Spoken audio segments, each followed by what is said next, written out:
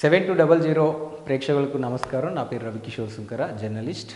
Antibiotics, ఈ antibiotics అనేవి మానవులకు అనారోగ్యంలో ఉన్నప్పుడు డాక్టర్స్ ఇస్తుంటారు. కానీ మనం ఆరోగ్యంగా ఉన్నప్పుడు కూడా మనం ఈ యాంటీబయాటిక్స్ని విరివిగా వాడుతున్నాం. అది ఎలా అంటే మనం అతిగా మాంసం తినడం ద్వారా మనం తినే మాంసంలో ఎక్కువ శాతం యాంటీబయాటిక్స్ వస్తున్నాయనేది, వాటి యొక్క అవశేషాలు ఉంటున్నాయనేది నిపుణులు చెప్తున్నమాట. ఈ అంశాన్ని మనం పరిశీలిస్తే, ఆంధ్రజ్యోతిలో వచ్చిన ఈ అంశాన్ని మనం పరిశీలిస్తే తెలుస్తుంది. తినే మాంసంలో యాంటీబయాటిక్స్, చికెన్, మటన్ అన్నింటా ప్రతి కిలోకు 114 మిల్లీగ్రాముల యాంటీబయాటిక్స్ ఉన్నాయని నిపుణులు చెప్తున్నారని పేర్కొన్నారు. జంతువుల్లో చిన్న జబ్బుకు యాంటీబయాటిక్స్ ఇస్తున్నారు. వాటిలో యాంటీ మైక్రోబియల్ రెసిస్టెన్స్, వాటి మాంసం తినే వాటిపైన ప్రభావం, జీర్ణకోశ, చర్మ వ్యాధులు, క్యాన్సర్ ముప్పు.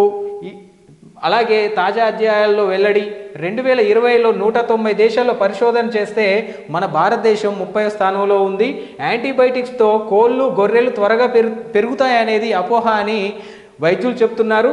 పోషకాల కోసం మాంసం అవసరమే, కానీ పరిమితంగా తీసుకోవాలి అని నిపుణులు చెప్తున్నమాట. మనకు యాంటీబయాటిక్స్ అనేది మన శరీరానికి అనారోగ్యంగా ఉన్నప్పుడు చాలా అవసరం. కానీ మనం మందులకు లొంగని సూక్ష్మజీవులు, వైరస్లు మనుషులను వేధించుకొని తింటున్నాయి. యాంటీబయాటిక్స్ విషయంలోనూ రాట్దోలి అవి మొండికేస్తున్నాయి. దీన్నే యాంటీ మైక్రోబియల్ రెసిస్టెన్స్, AMR అని షార్ట్కట్లో అంటారు. కాబట్టి యాంటీ మైక్రోబియల్ రెసిస్టెన్స్ అనేవి మన శరీరాన్ని బలహీనం చేస్తున్నాయి. మనలో ఉన్న ఇమ్యూనిటీ పవర్ని దినదినంగా అవి డిగ్రేడ్ చేయడం వల్ల మనకు త్వరగా రోగాల బారిన పడే అవకాశం ఉంది. దాని మూలంగా మన శరీరం తట్టుకునే శక్తిని కోల్పోతుంది. దాని మూలంగా మనం యాంటీబయాటిక్స్ అదనంగా వేయడం వల్ల ఉన్న యాంటీబయాటిక్స్కి లొంగని సూక్ష్మజీవులు వాటికి కూడా లొంగే పరిస్థితి లేదు. తద్వారా మన యొక్క ఏదైతే చర్మ వ్యాధులు, క్యాన్సర్కి సంబంధించిన, జీర్ణకోశ వ్యాధులకు సంబంధించిన పెరిగే అవకాశాలు ఎక్కువ ఉన్నాయని నిపుణులు చెప్తున్నమాట. ప్రధానంగా ఈ యొక్క ఏదైతే న్యూస్ను మనం పరిశీలిస్తే, భారత్లో ప్రతి కిలో మటన్, మేక మాంసంలో యాంటీబయాటిక్స్ ఆనవాళ్ళు 243 మిల్లీగ్రాముల మేర ఉన్నట్లు పరిశోధనలు జరిపింది. ఆ తర్వాత స్థానంలో పంది మాంసం 177 మిల్లీగ్రాములు, గొడ్డు మాంసం 60 మిల్లీగ్రాములు, అలాగే కోడి మాంసం 30 మిల్లీగ్రాములు ఉన్నాయి. ఇలా యాంటీబయాటిక్స్ ఆనవాళ్ళు మాంసాన్ని తిన్న మానవుల ఆరోగ్యంలో దుష్ప్రభావాలు ఉన్నాయని పరిశోధకులు హెచ్చరిస్తున్నారు. సో మనం ఓవరాల్గా యాంటీబయాటిక్స్ ఉన్న ఈ యొక్క చికెన్, మటన్ మాంసాలను విరివిగా తినడం వల్ల ఈ యొక్క యాంటీబయాటిక్స్ స్థాయి పెరిగి పిల్లలలో చిన్నతనంలోనే రజస్వాల అయ్యే అవకాశం ఎక్కువ ఉంటుంది. కాబట్టి మనం ఖచ్చితంగా ఈ యొక్క జాగ్రత్తలను పాటించాలని నిపుణులు చెప్తున్నారు. మన రాష్ట్రంలో మాంసం వినియోగం ఎక్కువే. చాలామందికి ముక్క లేనిదే ముద్ద దిగదు.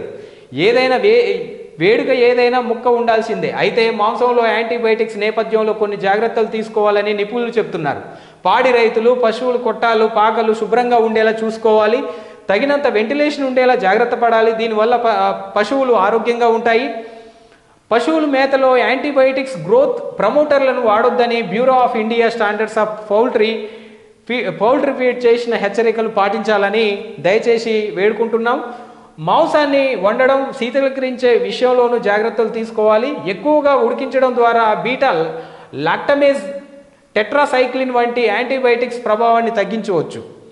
ప్రభుత్వాలు కూడా ర్యాండమ్గా మాంసంలో యాంటీబయాటిక్స్ అవశేషాలపై పరీక్షలు నిర్వహించి ప్రజలపై ఇలాంటి యాంటీబయాటిక్స్ అత్యధిక మోతాదులో వాడకుండా ఉండే విధంగా జాగ్రత్త పడాలి. మనం వాడే మాంసంలో ఎవరైతే మాంసాన్ని ఉత్పత్తి చేస్తున్న వాళ్ళు ఉన్నారో వారికి పూర్తిగా సలహాలు, సూచనలు ఇచ్చి, వారి యొక్క హెచ్చరిక ఇచ్చి, దీని యొక్క గైడ్లైన్స్ చెప్పి, తద్వారా ఈ ప్రజల యొక్క ఆరోగ్యాన్ని కాపాడాలని 7200 న్యూస్ ద్వారా కోరుకుంటున్నాం. నమస్కారం.